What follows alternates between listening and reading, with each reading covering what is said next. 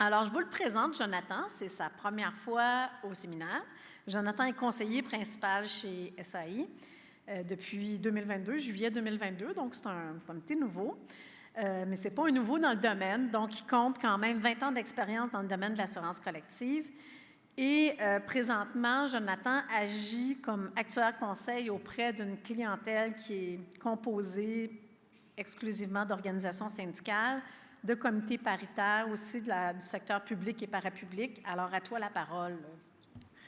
Là, je sais qu'il y a des gens qui sont déçus parce qu'ils pensaient que facteur de tendance, on allait parler des choses qui sont à la mode en assurance collective. Un petit sujet léger avant de partir, mais non, on va parler des augmentations de coûts ce matin. Là, donc, c'est un sujet qui est beaucoup plus grave, là, vous allez le voir. Donc, c'est quand même d'actualité, hein, l'augmentation des coûts. On le voit avec l'inflation en ce moment là, générale qui est élevée dans tous les domaines. Mais ce n'est pas nouveau pour nous, là, en assurance collective, de voir des facteurs d'inflation qui sont très, très élevés. Là. Donc, l'objectif aujourd'hui, c'est vraiment de vous expliquer pourquoi les primes augmentent année après année. Et on va se concentrer beaucoup sur l'assurance maladie et l'assurance soins dentaires. Donc, on va laisser de côté l'assurance vie et l'invalidité. On a déjà beaucoup de choses à dire là-dessus, donc voilà, c'est parti. Donc, je vais prendre la petite télécommande. OK. Donc, lors de la présentation, une petite introduction, quelques notions de base, des statistiques pour vous mettre les choses en perspective. Ensuite, on va parler de l'évolution des primes d'assurance maladie et de soins dentaires. Donc, c'est là que vous allez voir qu'au cours des dernières années, là, les augmentations étaient quand même assez importantes. Puis les raisons derrière ça, je vais les expliquer par la suite, pourquoi les primes augmentent.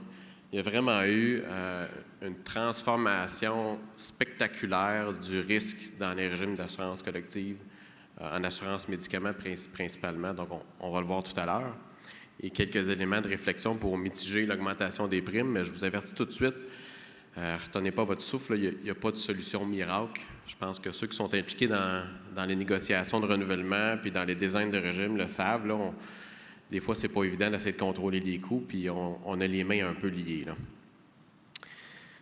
Donc,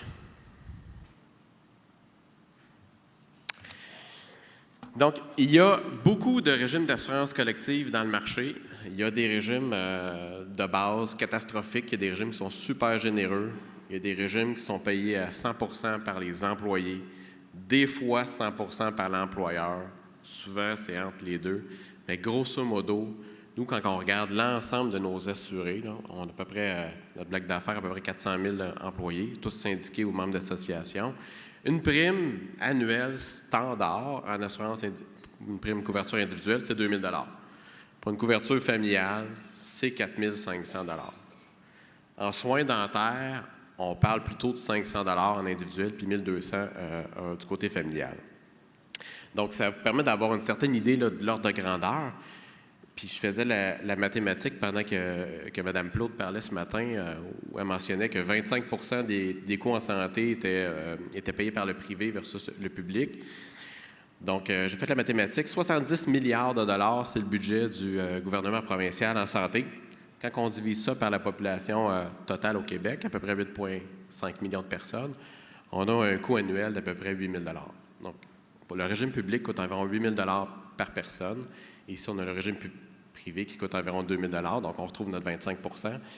Donc, c'est quand même, dans une société où on dit qu'on a un régime universel, gratuit, accessible à tout, on voit que les régimes privés prennent une part assez importante. Hein? Et quand on fait l'addition là, de la maladie et l'assurance dentaire, on est à 5 700 $, ce qui est quand même pas négligeable pour une famille. Et là, le régime ne rembourse pas 100 % des dépenses. Là. Il rembourse une partie seulement des dépenses. Donc, si on se met à ajouter ensuite à ça toutes les dépenses qui ne sont pas remboursées par le régime d'assurance collective, bien, la facture peut monter assez facilement à 10 000 $ pour une famille, là, ce qui est quand même une somme assez importante. Donc, ce graphique vous permet de voir là, que environ 90 % de la prime en assurance maladie dans les régimes privés, c'est pour des médicaments. Hein. C'est le nerf de la guerre, c'est essentiellement ça. Ici, on a un exemple pour un de nos clients, mais beaucoup de clients sont dans cette situation-là. Règle générale, là, c'est entre 70 et 90 %. c'est pour des médicaments. Donc, c'est quand même très important. Petite notion de base, pour ceux qui ne sont pas familiers là, à l'assurance collective, donc les primes d'un régime ou d'un groupe dépendent des réclamations qui sont payées pour ce groupe-là, essentiellement, auxquels on ajoute les frais d'opération du régime, donc les frais de l'assureur, la taxe sur les primes d'assurance. Donc, chaque année, dans l'exercice de renouvellement, quand l'assureur calcule vos ajustements, bien, c'est ce qu'il fait. Il prend les réclamations de votre groupe, OK, de la dernière année ou des 2 années précédentes. Il applique de l'inflation pour anticiper les réclamations de la prochaine année, puis il ajoute les frais à ça, puis c'est de même que la prime est déterminée. Donc, ce n'est pas comme une assurance auto, une assurance habitation, on se base sur l'expérience propre d'une personne. Là, ici, en assurance collective, on se base sur l'expérience propre du groupe. Donc, toute la prime que chacun des groupes paye, c'est en fonction de votre propre expérience. Vous allez voir que c'est un concept qui est quand même super important, là. Donc, évolution des primes d'assurance collective. Donc, on a pris l'exemple ici d'un de nos clients, encore une fois, pour que ça soit plus concret. Et on ne s'est pas amusé à regarder l'historique de tous nos clients, puis prendre celui qui parle le plus, puis qui est le plus sensationnel, là. On a pris celui qu'on avait des données qui étaient facilement accessibles, tout simplement. Donc, on a ici, à gauche, vous le voyez, l'année 2000, donc 3 ans après la mise en place du régime d'assurance médicaments, puis à droite en 2023. Donc, on voit que la courbe en haut, là, j'ai remarqué qu'il y avait un petit pointeur ici. Donc, 7,4 %, c'est l'augmentation des primes annuelles en assurance maladie seulement depuis 20 ans. Donc, depuis 20 ans, année après année, les primes augmentent à un rythme de 7,4 %. Et quand on regarde, les données comme l'IPC ou l'inflation générale, qu'on est plus à 2,2 %, bien, depuis 23 ans, les primes augmentent 5 % de plus à chaque année que l'indice des prix de la consommation. Donc, c'est quand même assez important, ce qui fait que maintenant, par rapport à 2020, on se retrouve avec une prime d'assurance maladie qui est 5 fois le prix de l'assurance maladie en l'an 2000. Donc, pour mettre les choses en perspective, si le prix de l'essence avait augmenté au même rythme que l'assurance maladie, bien, ça coûterait 4,30 $ le litre présentement au lieu de 2,60 $. Donc, moi, ça me parle beaucoup. Si on le compare aussi avec le salaire minimum, on aurait un salaire minimum à 34 $ de l'heure et non 14,25 $. Donc, on voit que ça augmente beaucoup. C'est un constat pour un des clients, mais c'est un constat qui est généralisé dans l'industrie. Pour les soins dentaires, l'augmentation est un peu moins importante. Donc, on parle de 3,4 % par année. Fait qu'on se rapproche plus autour de l'IPC ou de l'inflation générale. Et par contre, on voit là, il y a une petite pente, là, une petite courbe qui est plus accrue là, vers la fin. Là. Dans les dernières années, ça a augmenté de façon plus importante, puis on va le voir tout à l'heure. En comparaison, on a l'évolution de la prime du régime général d'assurance médicaments du Québec, okay, qui a augmenté de 4,4 % par année depuis le début des années 2000, donc pratiquement depuis l'instauration de l'assurance médicaments du Québec. Et on voit qu'au début de la période, de 2000 à 2010, bien, ça a augmenté de façon assez comparable au régime privé. Puis ensuite, bien, là, on voit que la courbe est beaucoup moins prononcée et que l'assurance maladie dans le régime privé a augmenté de façon importante. Et là, on peut se dire, bien, pourquoi, en fait? Est-ce que le régime public gère mieux les réclamations que les régimes privés? La question est bonne. La réponse, c'est non, puis on va le voir tout à l'heure. Donc, quand on regarde l'évolution de la prime en pourcentage du salaire brut, on constate que, bien évidemment, comme les primes ont augmenté plus rapidement que les salaires, bien, on voit que... excusez. Ça, je voulais le pointeur. Mais je peux-tu reculer avec ça? Le bouton rouge? OK, parfait. Donc, on voit que... on était à 2,8 % du salaire, puis on est rendu à 5,9 % du salaire au total pour l'assurance maladie et l'assurance soins dentaires. Mais c'est surtout en assurance maladie, encore une fois, qu'il y a une augmentation plus importante. Là, on est passé de 1,6 à 4,6 % du salaire. Donc, ça prend une proportion de plus en plus importante du salaire. Et là, on a pris un salaire moyen, qui est la rémunération hebdomadaire moyenne de l'ensemble des industries. Okay? Quand on regarde en pourcentage de différentes tranches de salaire, on voit des résultats qui sont quand même qui sont épeurants, en fait. Là. On regarde, ça, c'est la proportion de la prime d'assurance maladie en pourcentage du salaire selon différents, là, j'ai encore fait c'était, selon différents niveaux de salaire. Donc, on voit, par exemple, pour un employé au salaire minimum qui travaille 40 heures par semaine, la prime d'assurance maladie seulement représente, pour une famille, 14,6 %. Pour un employé, une couverture individuelle, 6,4 %. Puis on voyait dans les publicités qui roulaient là, avant le début de la conférence, une dame qui expliquait que pour un groupe d'employés qui ne travaillait pas nécessairement à temps plein, bien, la prime peut représenter un montant très important du salaire. Là.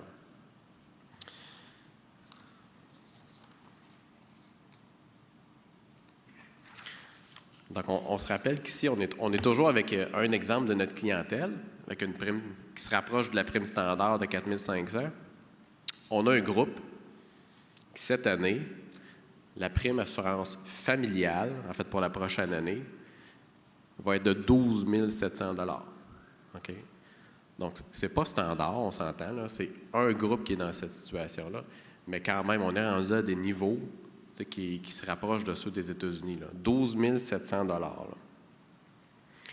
Puis au rythme où vont les choses, si ça continue d'augmenter à 7,4 % par année, bien, dans 10 à 12 ans, les primes des régimes privés, assurance maladie seulement, vont dépasser 10 000 $ pour une famille. Fait que c'est quand même inquiétant.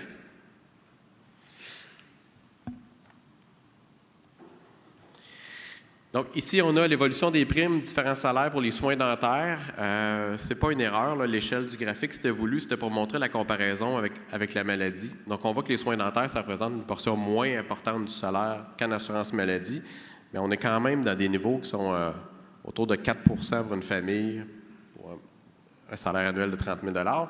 Et quand on regarde au total, on voit que la prime en pourcentage de salaire représente des montants qui sont assez importants. L'idée avec ces graphiques, c'est de vous montrer que pour certains salaires, certaines couvertures, bien, les primes peuvent atteindre une portion critique du salaire. Si la prime était payée à 100 % par l'employeur, je ne serais probablement pas là aujourd'hui. Hein? On aurait beaucoup moins de problèmes dans le sens qu'on le ressentirait beaucoup moins sur la paye.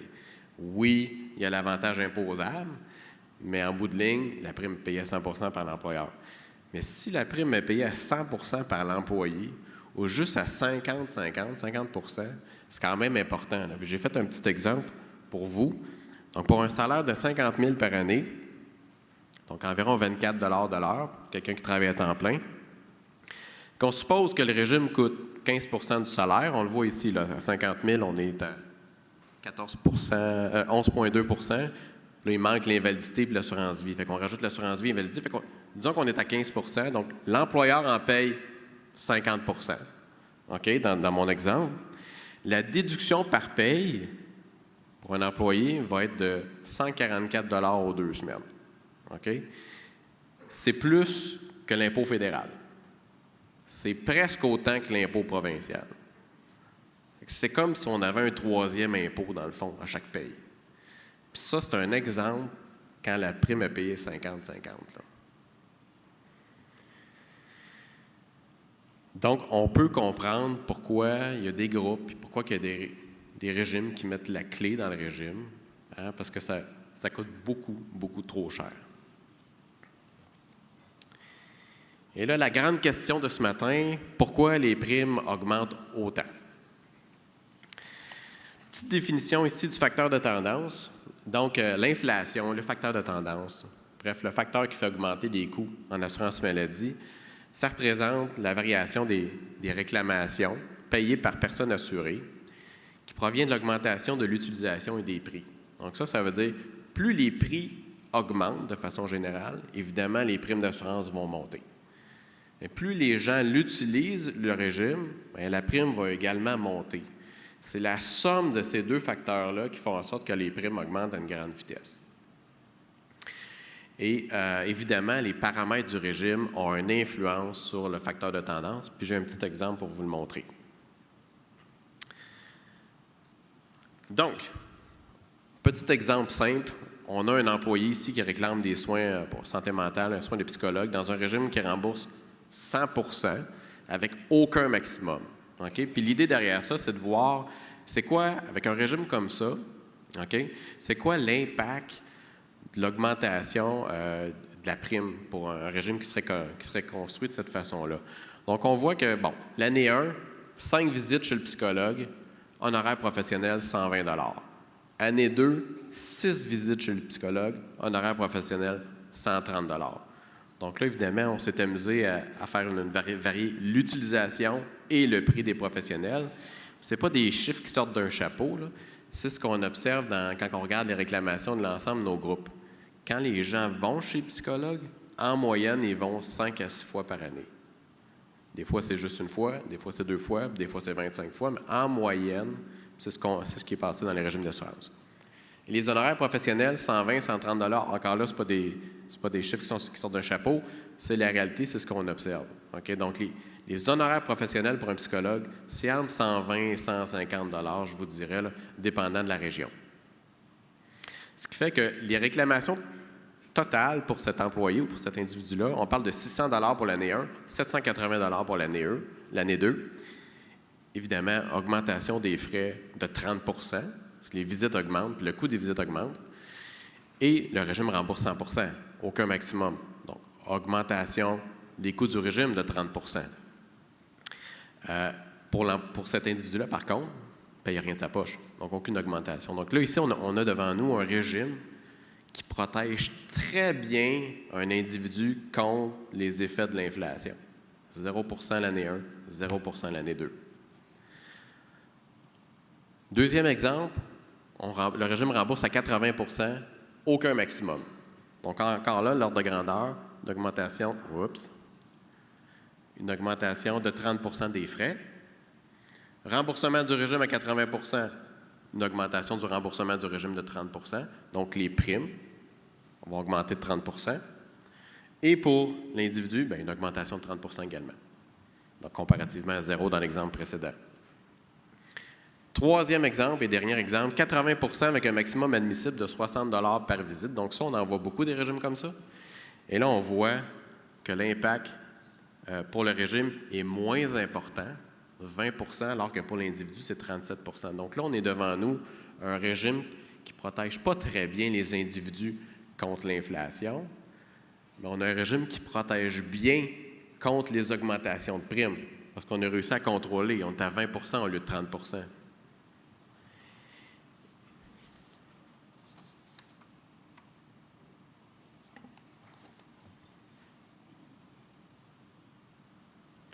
Donc, ce régime-là protège bien. On l'a vu dans le premier exemple, il protégeait moins bien. Donc, quand on a un régime de la sorte, il faut se poser la question qui paye la prime, évidemment. Donc, si l'employeur paye 100 % de la prime, on va essayer de viser vers un remboursement de 100 %. C'est un maximum, on va bien protéger nos membres. Mais si le régime est payé en partie par les employés, ou même 100 % par les employés, là, à ce moment-là, il faut faire attention. Hein? On veut protéger contre les augmentations de primes, parce que les augmentations de primes, ça impacte tout le monde.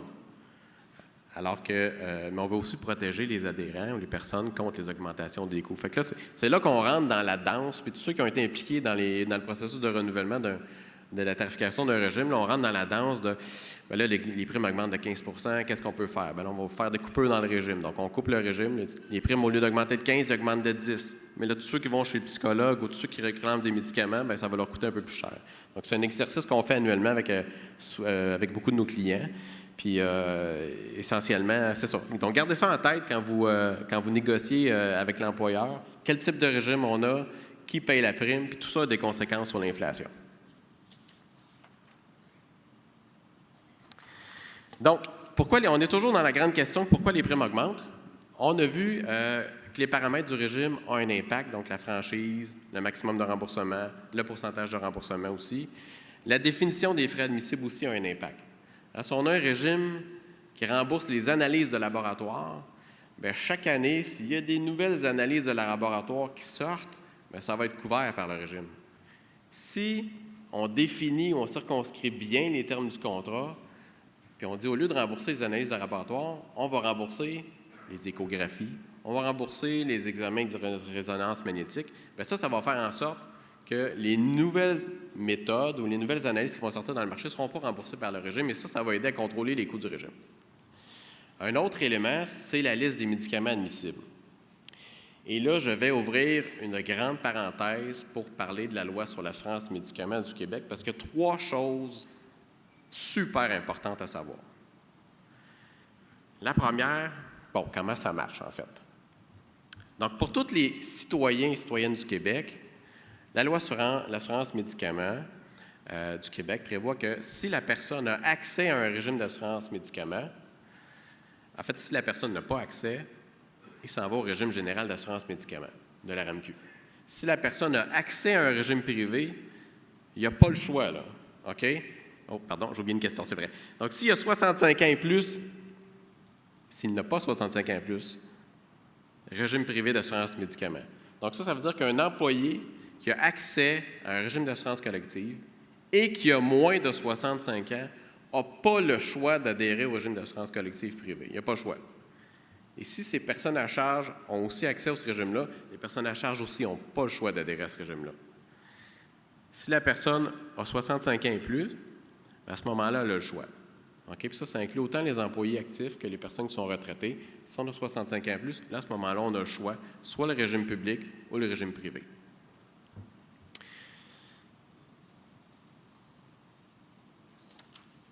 Deuxième chose à savoir. Il y a un 2A, 2B, en fait. Donc, l'article 38 de la loi sur l'assurance médicaments a dit essentiellement 2 choses. Dès qu'un groupe offre de l'assurance pour la maladie ou l'invalidité ou l'accident, il n'y a pas le choix d'offrir l'assurance médicaments. On n'a pas le choix. Et l'assurance médicaments qui est offerte, elle n'a pas le choix d'être au moins aussi généreuse que le régime public. Fait que tout ça, c'est des obligations légales. Donc, quand les groupes se questionnent à savoir, hey, là, ça commence à coûter cher, est-ce que je peux mettre fin à mon régime d'assurance collective? Oui, mais si tu mets fin au régime d'assurance collective, tu ne peux plus avoir d'assurance invalidité. L'assurance invalidité, c'est vital dans le régime d'assurance collective. C'est l'assurance la plus importante. Les législateurs qui ont fait la loi en 1996, ils savaient bien, là. Ils savaient tout ça. Donc, c'est pour ça qu'ils ont attaché la loi de cette façon-là, probablement avec le lobby des assureurs. Mais ça fait en sorte que c'est difficile de se départir de son régime d'assurance collective parce que là, il faut se débarrasser de l'assurance invalidité. Pas le choix d'avoir un régime qui est au moins aussi généreux que la RAMQ. C'est quoi le régime de la RAMQ? Franchise mensuelle de 22,25 $, remboursement après la franchise de 65 %, contribution maximale 1 161 $ par année. Ça veut dire que quelqu'un qui est couvert au régime public ne peut pas sortir de sa poche plus de 1 161 $. Après ça, c'est remboursé à 100 %. Les médicaments admissibles. Donc, il y a plus de 8 000 médicaments qui sont admissibles au régime général d'assurance médicaments. C'est une liste qui est publiée à chaque mois sur le site Internet. C'est facile à obtenir. C'est à peu près 700 pages. Et il y a 3 grandes catégories de médicaments. Il y a les médicaments réguliers et il y a les médicaments d'exception et de patients d'exception. Okay? Et là, en fait, quand on parle de médicaments réguliers, on parle, des pilules qu'on prend mensuellement, ça peut être le Lipitor, le Synthroid, des exemples comme ça, des médicaments qu'on est habitué de connaître. Quand on parle des médicaments d'exception, de patients d'exception, là, on parle plus d'injections, en règle générale. Fait que c'est des médicaments qui sont coûteux, très coûteux, et que ça prend un formulaire pour être remboursé par le... On ne peut pas juste rembourser dès que c'est prescrit. Donc, il faut vraiment répondre à des critères. Et quand la loi oblige au minimum à couvrir de façon équivalente au régime général d'assurance médicaments, 65 %, donc ça, il faut le respecter. 1 161 $ par année, il faut le respecter aussi. Et la liste des médicaments, il faut la respecter aussi. Donc ça veut dire les régimes n'ont aucun contrôle sur la liste des médicaments admissibles. Hein? C'est comme si on allait faire l'épicerie, puis c'est quelqu'un d'autre qui mettait les articles dans ton panier.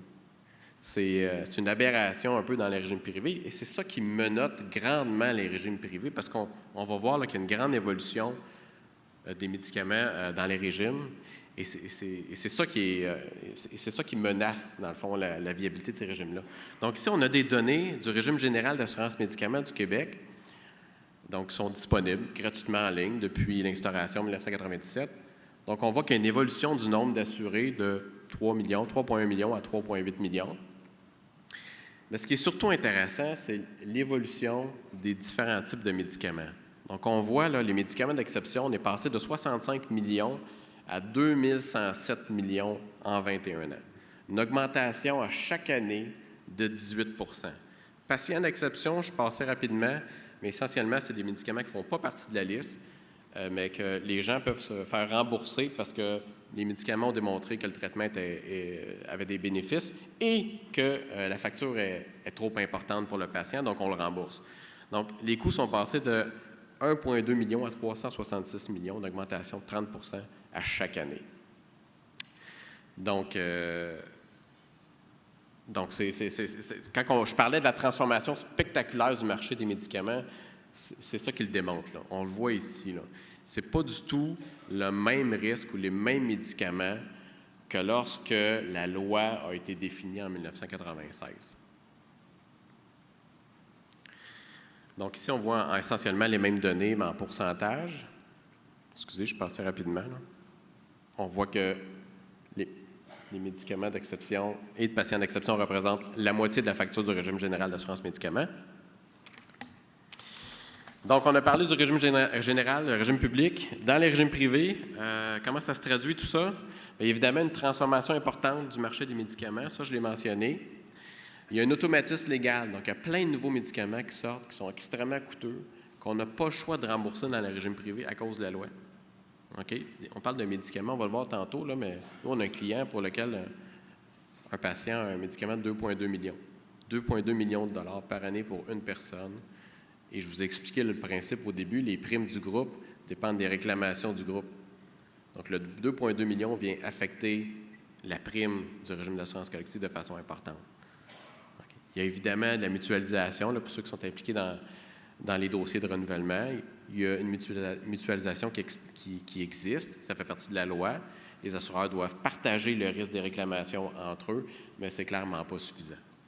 Ce qui fait qu'il y a un impact considérable sur la croissance des coûts des médicaments dans les régimes privés. Ici, on a l'évolution des réclamations par strate.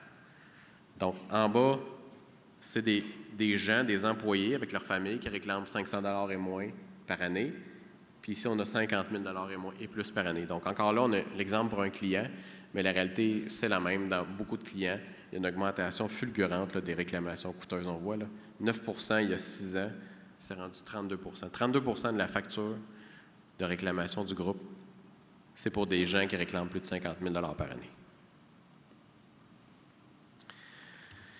Donc ici, on a l'évolution de la réclamation moyenne pour les strates de 50 000 et plus. On voit encore une fois là, l'augmentation du coût des médicaments, là, comment ça se traduit. Donc, les gens qui réclamaient plus de 50 000 $, la moyenne, c'était à 72 000 il y a 6 ans, puis c'est passé à 180 000 $ par année. Ici, je vous présente, j'ai passé rapidement sur la mutualisation. Il y a une société, la Société de compensation d'assurance médicaments du Québec, qui gère cette mutualisation-là et a publié en 2020 le top 10 des réclamations de plus de 300 000 $. Et en fait, ça vous donne une idée, dans le fond, des différents médicaments puis de leurs coûts là, qui gravitent autour des régimes privés. C'est un peu comme des météorites. Là. De temps en temps, il y en a une qui atterrit dans ton régime et là, ça vient impacter de façon assez significative les primes. Hein? Des réclamations comme le Vimizim, près d'1 million de $ par année. Comme je vous disais tantôt, dans un de nos groupes, c'est 2,2 millions. On en a d'autres là, qui sont des montants très élevés. Le Soliris aussi, on en avait beaucoup entendu parler parce que c'était le premier médicament qui dépassait le demi-million par année. Donc, tout ça gravite autour des régimes privés d'assurance médicaments du Québec. Et il y a un petit peu de lumière au bout du tunnel, ou un petit peu un baume sur toute cette situation-là. Les médicaments qui sont extrêmement coûteux, ce sont des médicaments biologiques. Et dans les dernières années, il y a des médicaments biosimilaires qui ont été fabriqués par les compagnies pharmaceutiques qui coûtent 30 à 50 % moins cher que les médicaments d'origine. Et le régime public a a montré le pas en faisant une transition obligatoire vers les biosimilaires pour 13 médicaments en 2021-2022. Et le régime privé, certains ont suivi et ça a généré des économies d'environ 2 % de la prime. Donc, on va espérer que ces médicaments-là continuent de sortir pour réduire le coût des médicaments. Mais même à ça, les médicaments biosimilaires restent quand même très, très chers. Donc, si on a un médicament qui coûte 1 demi-million puis que son biosimilaire coûte 300 000, c'est plaisant, là, c'est le fun, on sauve 200 000, mais ça coûte quand même 300 000 par année. Là. Donc, on va mettre de côté un peu les médicaments pour parler des soins dentaires. Donc, chaque année, chacune des associations de dentistes des provinces publie annuellement un guide des tarifs. Les dentistes ne sont pas obligés, ils n'ont pas l'obligation de respecter ce guide-là, mais il y en a beaucoup qui le font. Et les régimes privés vont rembourser les frais dentaires selon ce guide des tarifs-là. Donc, chaque année, ils publient leur augmentation des tarifs annuellement. Et on voit que, bon, pendant longtemps, on était dans l'ordre de grandeur du 2 à 3 % par année. Et dans les dernières années, ça a augmenté de façon quand même assez importante. 9,8 % au 1er janvier 2023, 5 % l'année précédente, puis 4,2 % l'année précédente. Donc, sur 3 ans, il y a une augmentation des tarifs des dentistes de 20 %. Puis tantôt, mon collègue parlait, bon, évidemment, du régime fédéral de soins dentaires. Si l'accès à des soins dentaires augmente, bien, ça va venir mettre une pression sur la demande et l'offre des dentistes, et ça peut faire augmenter les tarifs des dentistes dans les prochaines années. Là. Il y a d'autres éléments qui impactent le facteur de tendance. Donc, juste rapidement, la variation démographique du groupe. Donc, quand le groupe vieillit, les réclamations, en règle générale, vont augmenter. Parce que, bon, plus on vieillit, malheureusement, plus on a besoin de soins de santé. Il y a l'évolution de la santé générale. Donc, on passe à travers une pandémie. On peut dire que c'est fini maintenant, ou on l'espère. Mais il y a eu des répercussions dans les régimes privés. Chez les conseillers en orientation, en fait, on a vu des augmentations. Santé mentale, on a vu des augmentations de coûts aussi. Et on a vu, évidemment, des augmentations de coûts dans les frais d'annulation voyage de façon assez astronomique. Mais en contrepartie, on a vu des baisses de coûts dans les frais d'assurance voyage parce qu'évidemment, les gens n'ont pas voyagé. Donc, c'est des choses qui impactent aussi l'évolution des réclamations. On a les dollars santé disponibles. Donc, ce qu'on constate, c'est que les gens qui ont des plus hauts salaires vont avoir un peu plus d'argent disponible pour des soins de santé qui ne sont pas nécessairement urgents, comme des lunettes ou des soins dentaires, massothérapie, des professionnels de la santé. Donc, plus les salaires sont élevés, en règle générale, plus on voit une augmentation des coûts en soins de santé. Les nouveaux articles, je vais le couvrir rapidement. Dans le fond, les nouveaux médicaments font partie de ça aussi. Mais il y a d'autres services et articles médicaux qui sont inclus dans les régimes d'assurance collective, donc les moniteurs de glucose en continu, les psychothérapeutes, les implants dentaires. C'est tous des services qui se sont ajoutés au fil des années. Et ça contribue à faire augmenter le coût des régimes d'assurance collective. Donc, j'arrive proche de la fin. Donc, éléments de réflexion, je vais vous laisser là-dessus. Éléments de réflexion pour mitiger l'augmentation des coûts. Augmenter la contribution de l'employeur. Donc, je reviens encore à ça. Si l'employeur payait 100 % des primes, je ne serais pas ici avec vous aujourd'hui pour parler de ça. Modifier le régime, c'est des choses qui peuvent se faire, mais il faut faire attention. Parce que quand on coupe le régime pour réduire les primes, bien, les gens vont en payer un peu plus de leur poche. C'est comme l'inverse de l'assurance qui se passe. Au niveau des médicaments, il y a des choses qui peuvent être faites aussi, comme adopter les médicaments génériques, le biosimilaire, prolonger la durée des prescriptions à 90 jours, considérer aussi la pharmacie postale.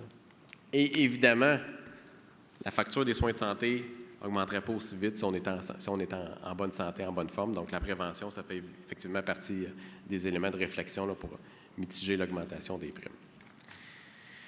Donc, en conclusion, je pense qu'il y a 3 choses à retenir ce matin quand vous allez partir d'ici. Premièrement, c'est que les primes augmentent chaque année de façon importante. Ça, je pense qu'on l'a vu. Puis avec l'arrivée des médicaments biologiques qui sont extrêmement chers, il y en a de plus en plus. Il n'y a rien qui laisse croire que la tendance va réduire. Là. Ça va se maintenir dans le temps, ça. Donc ça, c'est important.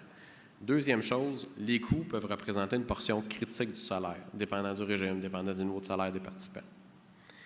Et troisième chose, qui est probablement la chose la plus importante, c'est que les régimes privés sont menottés actuellement à cause de la loi sur l'assurance médicaments. On ne peut pas contrôler combien on rembourse, on ne peut même pas contrôler quels médicaments on rembourse. Donc ça, il n'y a pas grand-chose à faire en ce moment, à moins, évidemment, qu'on change l'assurance médicaments. Merci. Il y a un autre volet aussi qui fait en sorte que les primes augmentent, puis qu'il faut faire probablement de la sensibilisation au niveau de nos membres, puis tout. C'est au niveau des accidents de travail, quand ils tombent sur la CSST. Mais de ne pas réclamer aux assurances, parce que ça, comme chez nous, là, mais il faut toujours les sensibiliser les travailleurs parce qu'ils réclament tout le temps aux assurances, c'est plus facile, puis tout. Mais c'est de les expliquer qu'au niveau de la CSST, c'est couvert à 100 puis tout, puis indirectement, mais ça fait descendre nos primes aussi, ça. Puis ça, vraiment, on a un travail à faire au niveau syndical là-dessus. C'est bon? Oui, super bon point, effectivement. Là, le régime de la CSST rembourse des soins de santé quand il y a des accidents de travail. Des fois, les gens ne le savent pas, fait qu'ils soumettent les réclamations dans le régime privé au lieu de les soumettre à la CSST. Fait qu'un super bon point. Merci. Michel Janotte, 301. J'attendais ce moment-là depuis longtemps, qu'on parle enfin des assurances collectives. C'est un fléau, présentement, c'est un fléau. Il a tout à fait raison. Dans le fond, c'est pas que la CNSST, c'est tous les régimes étatiques, c'est l'IVAC, c'est la SAC. Il faut, dans le fond, c'est référer ces gens-là qui ont justement suite à des accidents, à ce moment-là, de les envoyer, mais il faut les cibler à l'intérieur des régimes. Nous, on est dans un régime, l'École bleue de Montréal, dans un régime propriétaire, AOS. Donc, c'est nous qui avons... c'est notre régime, c'est nous autres qui avons la couverture. Fait que c'est sûr et certain qu'on a commencé, suite à la négociation qu'on a eue avec la Ville de Montréal, où ce qu'on a eu une majoration, dans le fond, une diminution du pourcentage payé par l'employeur. Donc, ça s'est avéré que c'est l'ensemble des membres qui ont eu la facture. Et je vous jure que ça crée de la grogne, mettons. Fait que c'est sûr que... voyant, évidemment, quand on a un régime qui couvre, en tout cas, qui essaie de bien desservir ses membres, on sait que les médicaments prennent de plus en plus de l'ampleur. Autrement dit, tu parlais du Vimizim. Nous, on l'a. C'est je connais les médicaments, le Soliris, je les connais parce qu'on les couvre. Puis, pour te dire, tantôt, tu as parlé dans les dernières images que tu as présentées, tu as parlé de la pharmacie postale, peut-être en parler davantage. Écoute, l'acte pharmaceutique. L'acte pharmaceutique, c'est pas dit. Bien, on en a parlé légèrement, je pense, par différents panélistes qui ont parlé. L'acte pharmaceutique représente presque 20-25% qu'on pourrait sauver dans un régime. C'est énorme. C'est sûr et certain qu'il s'est trouvé des solutions. On sait que le lobbying du Big Pharma est très fort, puis ils ne veulent pas nous laisser... puis quand on parle davantage aussi des médicaments pour les maladies orphelines, c'est simplement probablement deux pharmacies qui donnent ces médicaments-là. Ces médicaments-là, je vous donne un exemple. Chez nous, ça nous coûte 800 000 pour un cas. Et ça représenterait, si la RAMQ prendrait, mettons, le couvrirait, en fait, d'acte pharmaceutique, il paierait à la pharmacie 1 500 $. Ce que ça donne au privé, c'est 150 000 $. Fait que, voyez-vous, c'est ça, l'acte pharmaceutique. Tantôt, on parlait de 9 $ versus 17, mais c'est bien plus quand on parle de d'autres médicaments. Puis, je ne vous parle pas du médicament qui se vend 72 sous et qu'on le paye pratiquement 20 $ par. Fait que c'est sûr et certain que, dépendamment de la couverture de chacun, il y en a qui sont couverts à 80, 90. Nous, chez nous, c'est du 100 %. Fait que les gens disent, bien, ça ne coûte rien. C'est comme si, peu importe, je vais chez n'importe quel pharmacien. Mon pharmacien, on est obligé de changer les mentalités pour amener les gens à changer leur façon de penser. On parle de pharmacie postale, on parle de diminution de coûts. On essaie d'emmener les gens à s'intéresser à comment ça se passe. Ça fait, je pense, à peu près 5 ou 6 articles que j'écris au niveau pour inciter les gens. Les gens s'en plaignent, mais regardent peu pour trouver des solutions, pour le faire pour eux. Dans le fond, il faut comprendre qu'un régime, on a tout prendre un régime universel comme on a chez nous, tout le monde a la charge. Fait que c'est sûr et certain que la personne qui consomme des médicaments trouve qu'on a un crise de bon régime. Évidemment que les autres qui n'en consomment pas trouvent que ça coûte cher. C'est sûr et certain, c'est ça l'assurance. Malgré qu'il faut faire des percées, il faut en parler, il faut emmener les gens à s'intéresser à ça. Puis c'est dommage parce qu'on laisse souvent, on donne ça à l'employeur, on donne ça aux autres, plutôt que de s'en occuper. Plus que les syndicats vont s'occuper de leurs assurances collectives, plus qu'on va être capable de faire changer, puis peut-être pousser les pharmaceutiques à avoir, ou peut-être entendre que le gouvernement entende, quand on parle de régime universel, s'ils sont capables de prendre une partie de notre problématique, ils vont comprendre que oui, il faut aller chercher, puis chercher des prix au niveau pharmaceutique pour que l'ensemble en bénéficie. C'est ce que je voulais dire, puis c'est dommage qu'on en parle sur une ligne à la fin, mais merci, Jonathan. Merci, c'est un... Je pense à des suggestions de prochains sujets de conférence. Merci. On peut applaudir Jonathan. Merci infiniment pour cette présentation, Jonathan. Ce que tu nous as présenté, là, c'est vertigineux. Ça fait peur. Puis, tu sais, en assurance collective, le plus gros bloc qu'on a, c'est le bloc santé-médicaments. Puis là, confrère Rousseau, il n'est pas allé au micro, mais je vais parler pour lui, s'il était allé au micro, il aurait dit, n'oublions pas qu'actuellement, le Canada, c'est le seul pays de l'OCDE qui ne couvre pas les médicaments. Donc, vous allez dire que je me répète, mais la campagne que la FTQ mène pour la mise en place d'un régime d'assurance médicaments universel, c'est essentiel. Puis, il ne faut vraiment pas lâcher le morceau à ce sujet-là. Donc, merci, Jonathan. Vraiment, c'était excellent.